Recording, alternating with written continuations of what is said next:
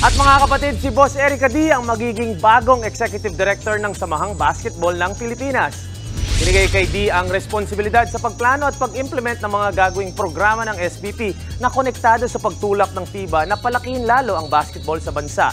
Dahil naging successful ang FIBA Basketball World Cup last year na Deputy Event Director si D, pinakita niya na deserving siya ng mas malaking role ngayon. Bago maging parte ng SBP, naging Licensing Committee Chair and Managing Director siya ng UAAP, Assistant Athletic Director ng Ateneo at Head Coach ng Ateneo Women's Basketball Team. Ayon kay SBP President Al Panlilio, dahil sa experience ni Erica D sa paglalaro, pag-coach, pagiging sports advocate at ang kanyang naging papel sa World Cup, proven na ang kanyang capabilities para sa bagong posisyon. Nagpapasalamat si D sa opportunity na binigay sa kanya. Malaking parte daw ang basketball sa buhay niya at gusto daw talaga niyang suklian ang tiwala sa kanya ng mga taga-SBP.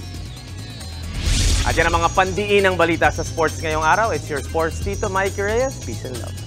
What's up mga kapatid? It's your sports Tito Mike Reyes. At huwag magpahuli sa mga umaaksyong bakbakan at harapan sa loob at labas ng bansa.